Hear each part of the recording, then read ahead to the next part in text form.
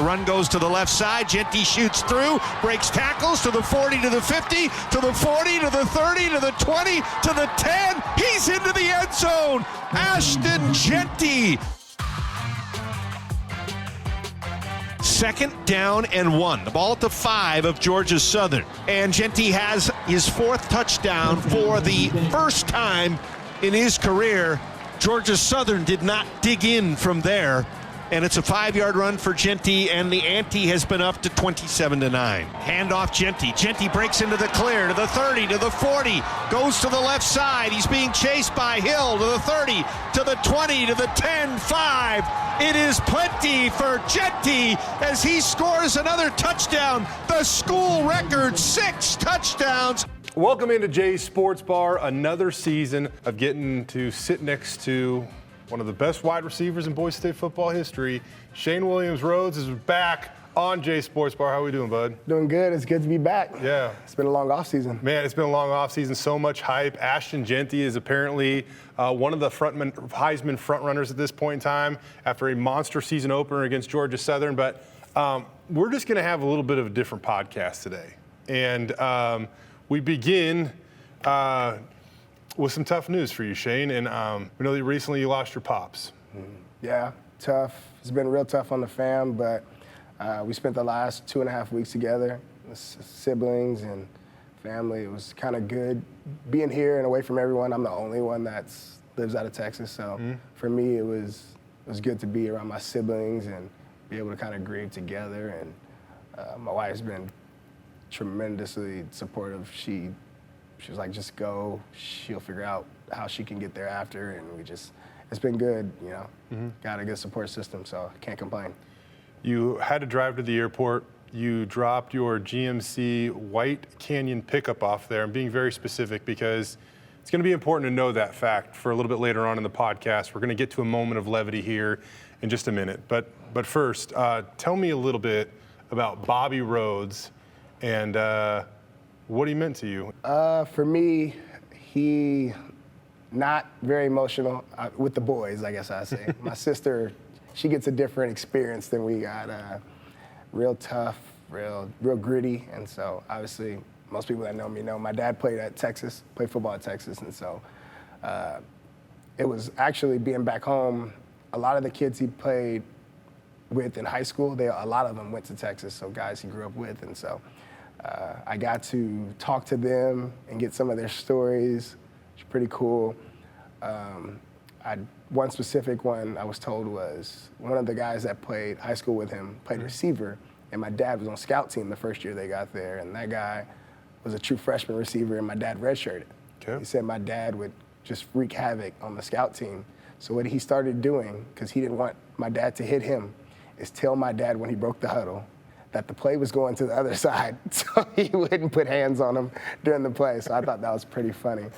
Just little things like that, you know, I never knew. And so it's kind of good to hear it from other people. You know, you never know what's true until, you know, others who kind of got to see it from outside. Yeah.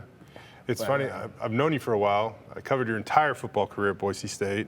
Up until the end, when you played with an injury you probably should have not been playing with and just taken a red shirt. Yep. But I guess for the first time, I actually kind of understand where that toughness came from, I think. Yeah, I owe a lot to him for sure. I think the way that he raised me and my brothers, I think that's why, you know, I'm able to still do stuff like come on this podcast, you know, a week and a half later and kind of persevere through it.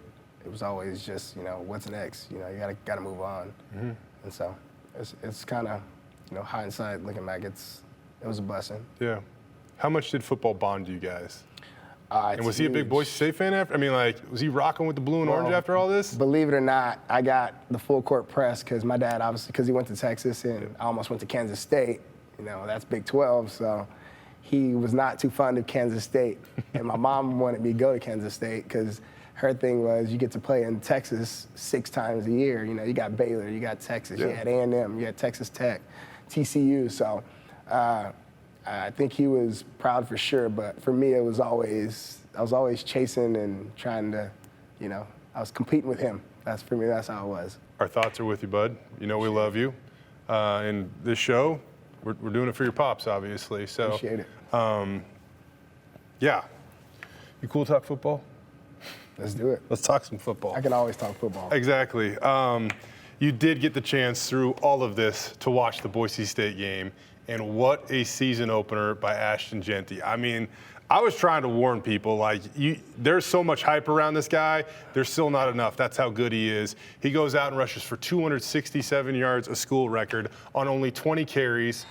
I mean, there were 2 times he ran out of bounds, right, Shane? Mm-hmm. So 20 carries, 18 times he finishes in the field of play, 6 times the end zone stops him. So the end zone stopped him almost as frequently as actual Georgia Southern defender, is what I'm saying. He came out and he showed us he is who everyone in Boise thought he was. I think this was more of a statement for, the nation, because he's been getting gypped a little bit on these awards and recognition, and so it's good to see it, come. And I like the fact that they chose to sit him in the 4th, because not only does it help, preserve his body, because we're gonna ride him this week, but I think it helps, having a true freshman come in for the 4th quarter and rush for 100 yards and 2 touchdowns after the starter already had 6 touchdowns. Sire Gaines, baller. Handoff, Gaines running it to the left side, into the clear, to the 30, to the 25, to the 20, to the 10, smells the end zone and scores. This kid, like, Bronco Nation, you're going to absolutely love him. Like, we've got the chance to interview him a couple times. He's only 17 years old. He's playing as a true freshman. He was unbelievable, as you said. 154 yards from scrimmage when you add his receiving to his rushing. No other freshman in the country, either true or redshirt, had that many yards from scrimmage on week 1. He is legit for sure. Kind of a funny moment. So you were here when Jay Ajayi was here. We're talking about great running backs, right? And Jay was known his final year for bringing pickle juice out. That he was not discreet about it. Brings out the entire jar of pickle juice. He's drinking pickle juice on the sidelines, right? But he had to do it to prevent from cramping. Well, you're exactly right. On Ashton's final touchdown run, the 75-yarder, he starts to cramp on his way into the end zone, right? Just lay down. I thought that was a celebration, actually. Yeah, I'm tired. There's still always that moment like, oh, God, is he okay? He was fine. But if we kind of got a close view of it, the trainers and Coach Danielson, they're trying to feed him applesauce because that obviously helps with, cramps and stuff like that. Apparently Ashton Jeanty hates applesauce. So he was like, no, I'm not eating applesauce. He'd already done so much at that point in time in the game, and the game was starting to not get out of hand, but kind of be comfortably in Boise State's favor. Eventually makes it back to the sidelines. Not a big applesauce guy, though. I probably wouldn't want applesauce either. I'm definitely a pickle juice mustard type guy. Over applesauce? Yeah, just give me a little pack of mustard. You squirt it in, you're done. You should be done with it. Oh, gosh, give me the applesauce any day over the week over either of those two. Speaking of Jay, though, me and Jay had a conversation last year, Okay. I'm trying to figure out, been getting a lot of talks about who's the best running back. I would have been so offended about this conversation not long ago, but I'm ready to have it. I had to ask him just because, I'm obviously close enough with him. Yeah. So, I think we're going to be revisiting that conversation again this year. I think we have to. It's gonna be a lot tighter conversation than it was last year. I'm telling you, man, like in past, and even beyond the walls of Boise State, when we're talking about great running backs, I would have fought anybody that's trying to claim that somebody's better than Jay Ajayi, because that guy was unreal that year, took Boise State to a Fiesta Bowl, 2,358 yards, 26 touchdowns or whatever. Well, maybe even more than that. I think he actually had over 30 when you count his receiving touchdowns. Jay set the standard, but Ashton Jeanty is now going to threaten that. What he did, I'm not surprised by it by any means, but I got to witness it in person, and he is the real frickin' deal, and he is a legit Heisman contender coming out of Boise State. Yeah, I agree. Obviously the whole Bronco Nation has been pushing that all season, the campaign. Yep. So, let me ask you this. So the offensive line, I'm going to mention their names because we need to talk about them too. Cage Casey at left tackle. Next to him, you have Ben Dooley. Tyler Kynath also kind of filled in and rotated with Ben Dooley. You have Mason Randolph at the center position. At right guard, Roger Carrion, think the world of him. And then the new guy on that offensive line, Hall Schmidt, starting at right tackle. We're going to rope Matt Lauder in at tight end too, because if you want to be inspired about anything in life, go watch Matt Lauder block in that game. Latrell Caples, I see you out there too, buddy. Yeah. But that group right there, man, what is the more impressive stat to you? Ashton Jeanty averaging 8.1 yards after contact or 5.3 yards before contact. 5.3 all day. Can you imagine getting almost 5.5 yards downfield on average before you got to do anything? Yeah. I mean, you're basically telling them to line up, run as fast as you can, and then you're at 5 yards, that's when we're going to start playing. Look, this new perspective, and man, I would say this with Shane Williams-Rhodes too, because you were one of the best ever at making guys miss in a box, right? Imagine being 5 yards away from the guy that had to tackle you one-on-one. That guy, like the chances of that guy stopping. He's not starting there. He's already got a full steam. He's going. The chances of anybody tackling Ashton Jeanty or Shane Williams-Rhodes in that situation is going to the odds are in your favor. Yeah, and then the other thing is he won't just make you miss. He will run through you. Run through you. Yeah, we haven't even seen the hurdle yet. That's coming. That's in the bag. We got the spin though. He got the spin. We got the He'll spin. spin one way and then see another defender and spin back the other way. We saw that on his second touchdown run where he bounced all the way back across the field. Yeah, it's a thing of beauty. I'm excited about what we have now, but I'm also excited about the future. I couldn't agree more. I think that the mojo that Spencer Danielson has created with this team, it is infectious, and I just feel like all 115 guys are bought in right now. One common goal, and that's trying to go to a college football playoff. And I don't think that is the common goal that they put out there each and every week. But like when you talk with some of the guys in the preseason, it's about taking this program where it hasn't been, and that's how they would phrase it. By the way, where's the program where hasn't it been? It hasn't been the college football playoff. It's done like everything else but that. Yeah. And so I think that when you look at the makeup of this team, it's very possible. They got to figure out defense. Obviously, more on that in a moment. But I also want to know what you thought of Maddox Madsen and his wide receivers. Cam Camper, dude. Latrell Caples, dude. Matt Lauder, gonna be a dude. Maybe as soon as this week. I shouldn't say he already is. I'm just saying when it comes to the pass catching, Matt Lauder's gonna break out very, very soon. To me, I think just over the last 10 years, let's just take 10. This receiving group is bigger than we've ever been. We got some size in that room, which obviously helps us in the run game because if you look at all those runs, a lot of them, you see receivers 15, 20 yards down the field just mauling people. We're helping Jeanty out a lot on the perimeter and in the second level. It's like you got Matt Miller, another one of your former teammates, who's now the position coach, obviously, there. You got a bunch of Matt Millers out there just kind of doing their thing, right? And knowing Matt, that's how he was when we played. He was trying to kill you when he was blocking you. And so I'm sure that's what he's hammering into these guys. It's funny you bring this up. Saw Matt today. Hope he's okay with this. He said that even to the day, his shoulder's a little sore. He's like, I don't know why. Like, I only got tackled a few times a game. Well, it's probably because you stuck your nose in everything that you possibly could in the run game there, Matt. He did. And with Madsen, I just feel like I didn't get enough, because we were so successful running the ball. It was hard to get into like a groove of, okay, we're just going to go into a 2-minute drill and throw the ball and see what we can do. It was like, all right, well, let's hand it off on the first play of the drive.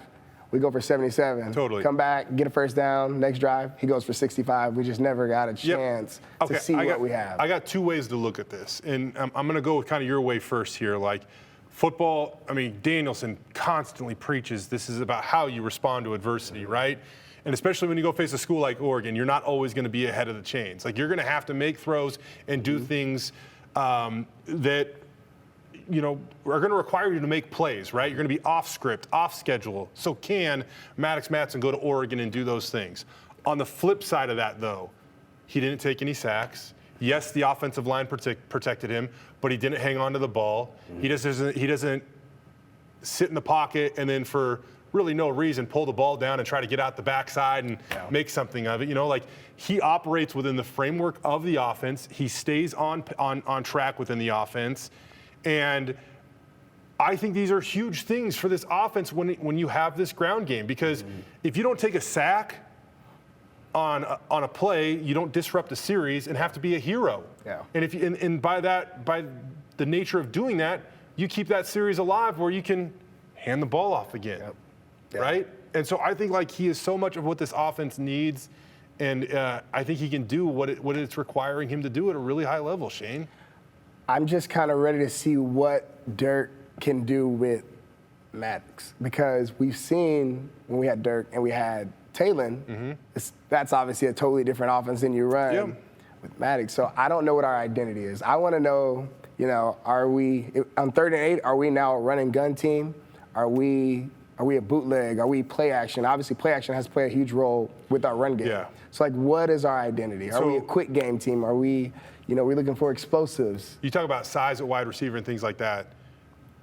The play action game was pretty darn successful, small sample size against Georgia Southern. I believe off of play action, Maddox was something like 10 of 14 for 181 yards. Like, you'll take that 71% or so completion percentage. You'll take that yards per attempt. But we also know, like, the reality of this is too, like, it's going to get harder from here. Like, it will. Like, Georgia Southern, I don't think people are giving them enough credit in a way, because they actually, if you look at their history, they were pretty good at home. And they actually have history when it comes to winning at home that somewhat matches actually some of Boise State's history. I want to say, in the last couple of decades, their home winning percentage was like 4th best in the country. So, like, a little bit of credit where credit is due when it comes to going there and getting a win. And they responded. Yeah, and they responded. But now going to Oregon is going to be a different animal, a different beast. And I don't even say this, this isn't a matter of my opinion at all. Oregon has some of the best talent on an individual roster in America. I mean, they're going to be this is going to be a challenge. And defensively, Boise State's got to take a massive step. 3rd down was a nightmare for the Broncos, especially in the second half against Georgia Southern. At one point in time, Georgia Southern went out and got 9 consecutive 3rd down conversions. Yeah, and I think that played a big role because, like we said, we had such short drives. Our defense is right back on the field. Yep, that's true. And then too. we didn't get off the field. The drives extended. They score. We score in 5 plays. Yep. Defense is right back on the field. No, you're so right. And even if you look at Georgia Southern ran like 91 offensive plays. And that heat and humidity, that's a lot of snaps for your defense to be on the field. Ahmed Hassanin played 70 of those snaps at defensive end. On the other side at that edge position, Jaden Virgin-Morgan played 68 of those. Yeah. On the back end, Alexander Tubner and Ty Benefield played all 91 of them. And so talking with Eric Shenander a little bit this week, I hear a couple things that I just want to see out of this defense, and you got to believe and trust some of the guys down that depth chart. And I think it's going to be over 90 degrees apparently in Eugene, so it's going to be another hot one. Yeah. It'll be a little bit later in the evening, so we will have shade at least. That's a good thing. But especially at those edge positions, man, those 2 dudes on the edge are game changers. But maybe keeping them a little more fresh would help them, especially in the second half. Yeah, and I think the offense obviously, it won't be, there's no way that we're scoring in 4 or 5 plays on multiple drives. So I think just the offense being out there longer and wearing and tearing on them, I think that'll help the defense. Obviously, you're a little bit more fresh, less plays. If we can go from 90 to about 70, I think that helps us tremendously. Oh, yeah. I can't believe we're here. Oh, they scored too fast. We're talking about that. But I don't know. You could argue it didn't necessarily help. But Ashton, if you want to go out and score 75-yard touchdowns every play, that's fine with me. It actually reminded me of a moment. I somewhat tongue-in-cheek predicted this, more because it would just be cool than actually thinking it was going to happen. When I was at Washington State, there was a running back there named Jerome Harrison, and he earned the nickname The Ghost. And I'm not going to lie, I didn't love the nickname. I was like, The Ghost? I was like, I don't know, what's that mean? Well, first carry of the season, makes a move, goes 80 yards on Idaho. And I was like, you can call him whatever you want if he wants to do that. Rushed for 1,900 yards that year, school record, and The Ghost was a nickname that stuck, and he was outstanding. So Ashton gets tackled for a 2-yard loss on his first carry. His second carry, 75 yards to the house, and that just sets the tone for what's going to be a monster year. So excited for this Oregon game, and this will be the test. I think that Ashton Jeanty announced himself onto the national scene last week, validating his Heisman campaign and all that. Now it's Boise State as a team. It is their chance to do this against Oregon. Yeah, this is, I won't say make or break, because obviously we know from history you can lose a game or two. Especially this game. They can bounce back from this. Yep. But if they win it, it is game on. If they win it, it's now the target's on your back for the rest of the year. We got a tough schedule this year. We got some tough people. Washington State at home, Oregon State at home. We got some tough ones, but I think now if we can pull this one out, targets on the back, we got to show up every week. you can't have any of those weeks where you come, just the turnovers. Yeah. We have one every year. I don't know what it is, a 5+ turnover game every year. I mean, all the way back to 2014, which, it happens every year. So we can't allow it to be this game. This is not the one. Got to go in there and play perfect ball. That's what it comes down to. I think they were darn near perfect on offense, despite the fact Dirk Cutter kind of he was a little. I don't want to say cranky. Yeah. He definitely didn't seem satisfied. Let's just say that at the press conference on Monday. And, they were darn near perfect on offense. Now the defense needs to take a big jump, and we'll see if they can do that. I kind of like that aura out of an OC, I do too. Score over 50 points. 56. FBS ranks versus FBS teams. 75 teams in America have played an FBS opponent this year, right? 56 points, third most. 651 yards, ranks 1.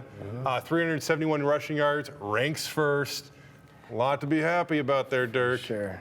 Let's get the pass game going. Let's get the pass game going. I need to see it. All right. Spencer Danielson recently talked about the opportunity at hand. Going to Oregon, 20-point underdogs. Can the Broncos pull it out? And what does this mean for his program? Take a listen. This game is one of those games, guys. I mean, our guys have been hearing about playing Oregon since last season ended, right? So immediately after the bowl game, it was Oregon 2024. And that's college football. That's why you come to Boise State, to have an opportunity to play these games, to play a top 5 opponent on the road. And so my message to our team is all about how we grow from week 1 to week 2. We know the opponent that we're playing. They're going to be one of the most talented teams we faced here in a while. They're going to be extremely well coached. I think the world of Dan Lanning, his staff from Will Stein, Tosh Lupo, I mean, they do a phenomenal job. Our team's going to know and understand it. Now, how do we grow from week 1 to week 2? We have to earn the right to be successful on Saturday with how we prep today, tomorrow, how we practice this week, so that when we go out on Saturday, when the nation's watching, I believe, like I talked about, are we willing to work in the dark so when the lights are on Saturday, we're ready? Now, as we mentioned earlier, some heavy hearts today with good reason, but we also promised a moment of levity, and we have reached that moment of levity. So no better way to wrap up this show than by welcoming in Ashton Krieger. I don't know how much you know about football or any of that stuff, Ashton, but in all honesty, it's not the reason he's here right now. Shane, I'll let you take it away from here. Well, first I want to introduce my close friend here, Austin. Me and Austin recently met, and I'm sure most of you guys have seen the YouTube video, the sensation. But I want to let Austin explain how we met, and how we'll be moving forward in this relationship. Mm-hmm.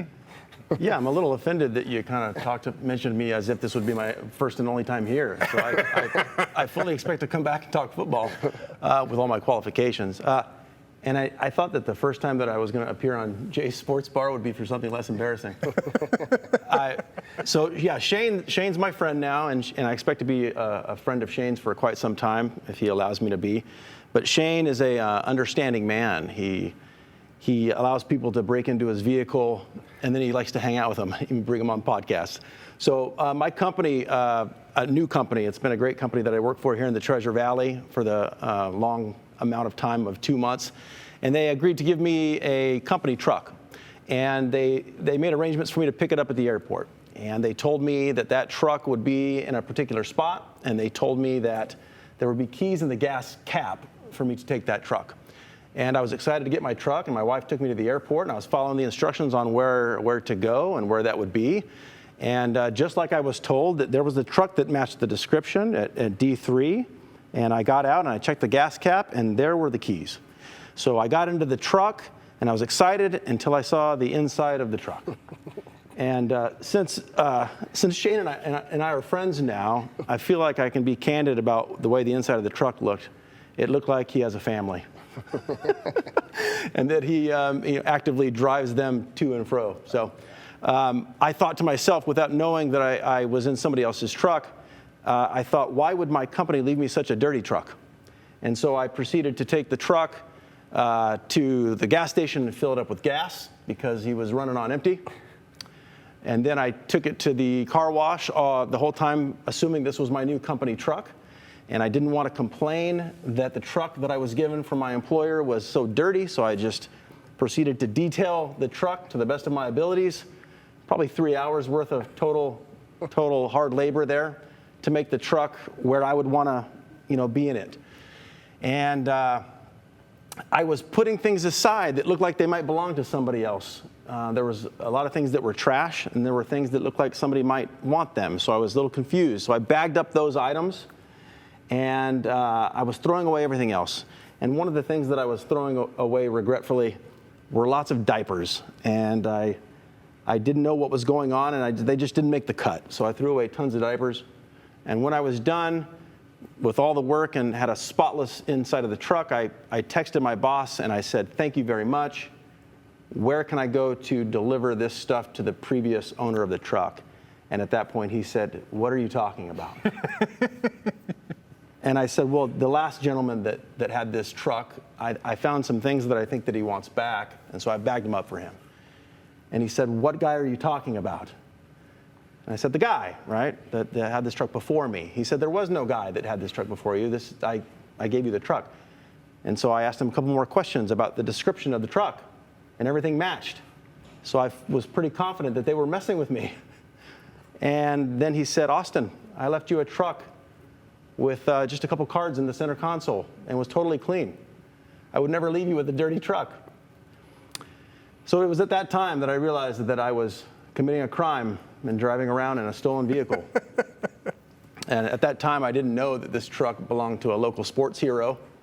Darn right. Yeah, that's right. Second most catches in Boise State football history.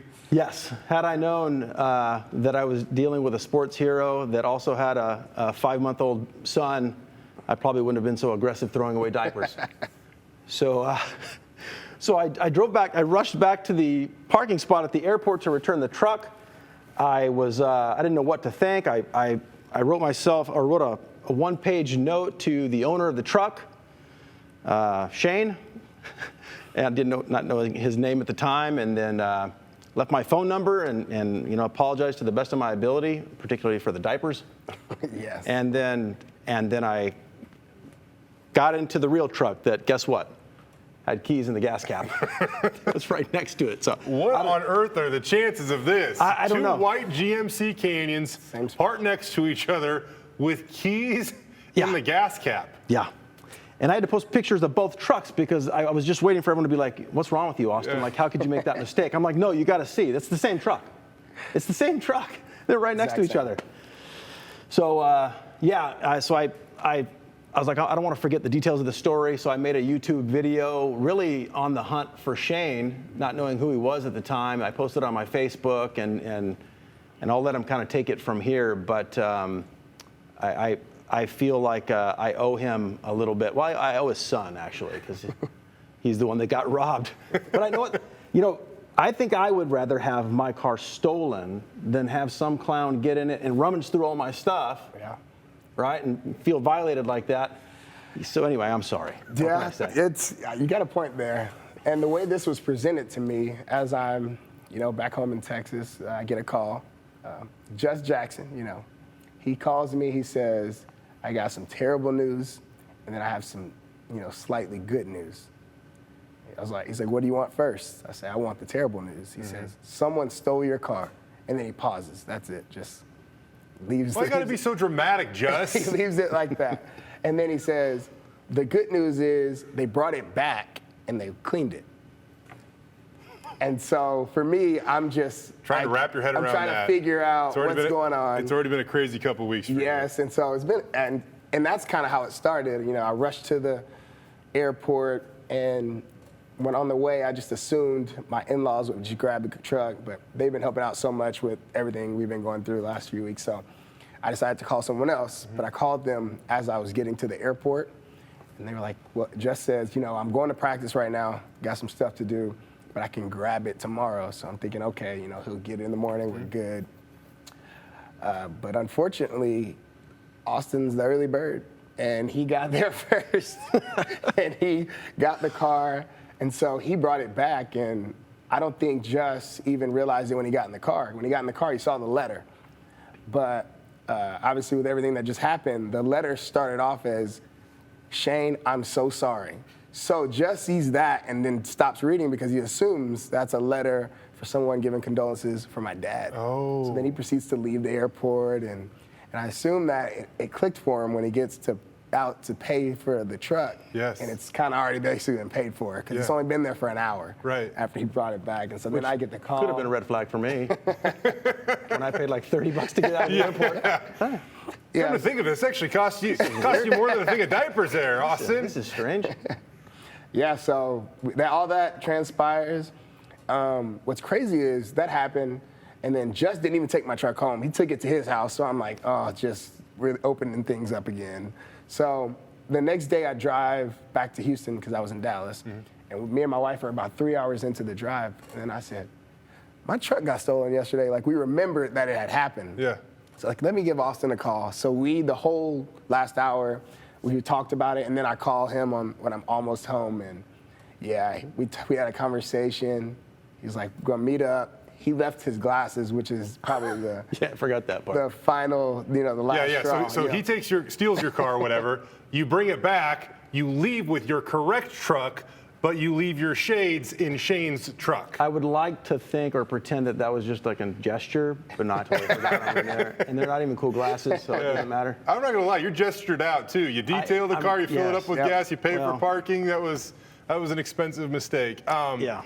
In terms of just like, Shane, you're going through a lot.